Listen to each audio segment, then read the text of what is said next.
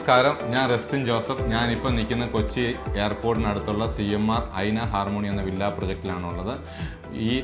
വളരെയധികം സന്തോഷവും താങ്ക്സും പറയാനുള്ളത് CMR വില്ല പ്രൊജക്റ്റിന് ഈ കഴിഞ്ഞ 12 വർഷം കൊണ്ട് 460-ലധികം വില്ലകളുടെ പണി പൂർത്തിയാക്കി താക്കോല് കൈമാറ്റം ചെയ്യപ്പെടാൻ കഴിയുന്ന എന്നെ സഹായിച്ച, എൻ്റെ കൂടെ നിന്ന എൻ്റെ നല്ലവരായ കസ്റ്റമർക്ക് ആദ്യമേ തന്നെ ഞാൻ നന്ദി പറയുന്നു.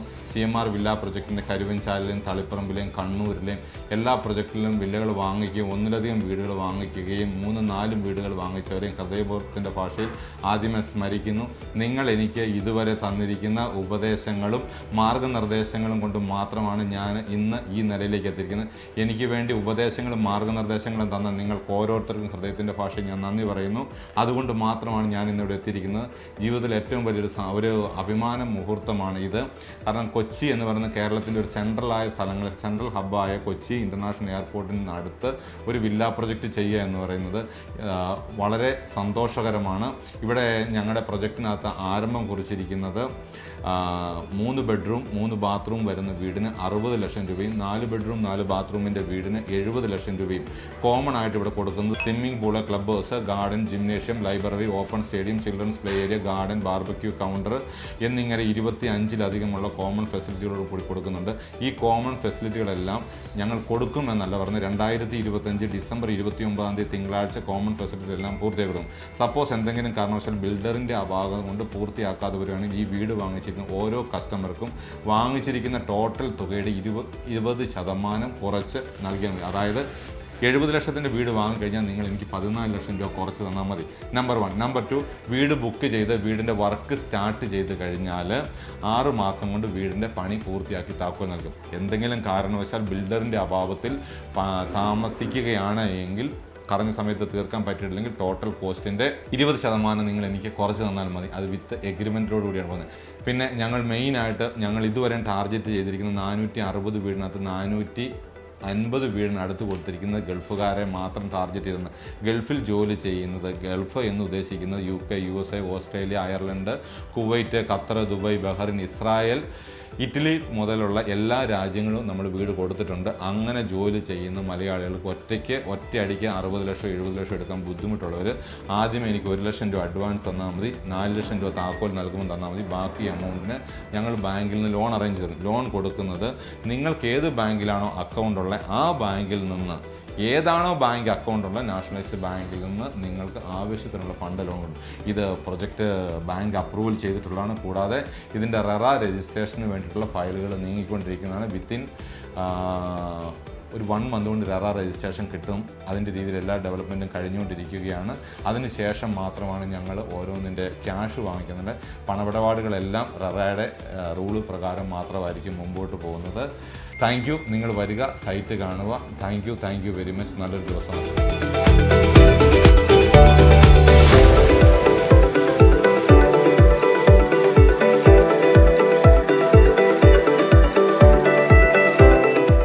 ഈശോയിൽ ഏറ്റവും സ്നേഹം നിറഞ്ഞ വികാരി അച്ഛ, ബഹുമാനപ്പെട്ട പഞ്ചായത്ത് പ്രസിഡന്റ്, പഞ്ചായത്തിലെ വാർഡ് മെമ്പർമാരെ, സ്നേഹം നിറഞ്ഞ സഹോദരങ്ങളെ, അയൽവക്കക്കാരെ, മാതാപിതാക്കളെ, നിങ്ങൾക്കെല്ലാവർക്കും നമസ്കാരം. വളരെയധികം സന്തോഷത്തോടും അഭിമാനത്തോടും കൂടിയാണ് ഞാൻ നിങ്ങളുടെ നാട്ടിൽ നിൽക്കുന്നത്.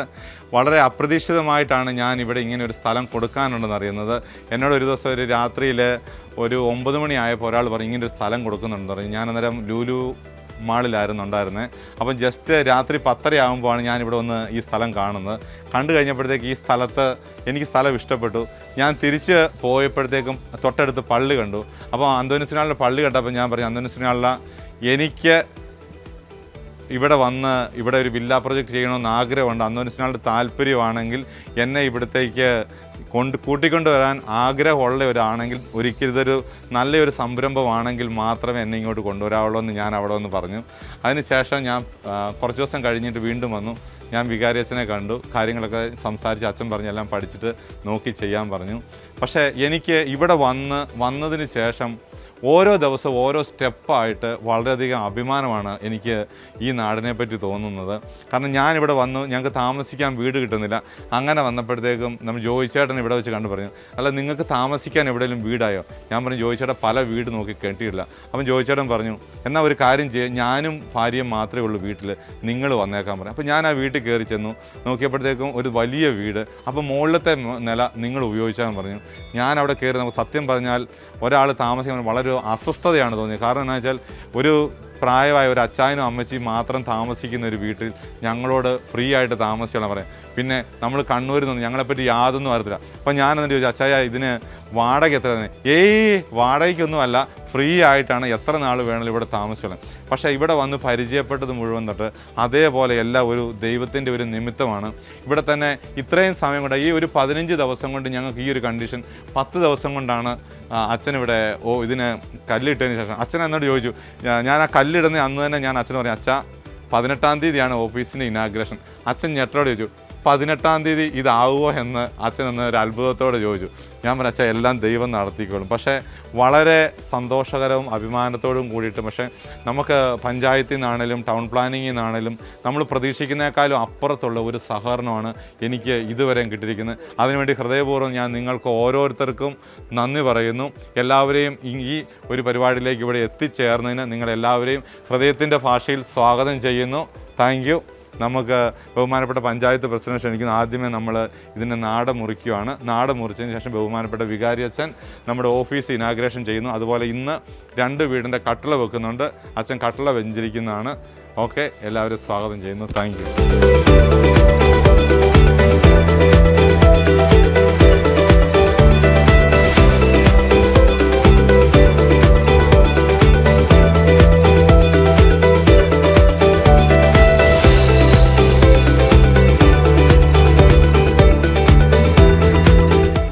ആശംസകളും നേരുന്നു. ഈ പ്രോജക്റ്റ് ഇവിടെ 32 ഭവനങ്ങളാണ് ഉയരുന്നത്. അപ്പോൾ ഒരുപാട് നല്ല മനുഷ്യർക്ക് ഇതൊരു വാസഗേഹമാകട്ടെ. ഞാൻ അച്ഛൻ 50,000 രൂപ തരുവാണ്. കുട്ടികൾ, പാവപ്പെട്ട കുട്ടികൾ ഇവിടെ ഉള്ളത്, അവർക്ക് പഠിക്കാൻ ബുദ്ധിമുട്ട്, അങ്ങനെ ഹെൽപ്പ് ഉള്ളവർക്ക് വേണ്ടി ഇത് കൊടുക്കാൻ അച്ഛൻ ഏറ്റുവാങ്ങണമെന്ന് ഓർക്കും.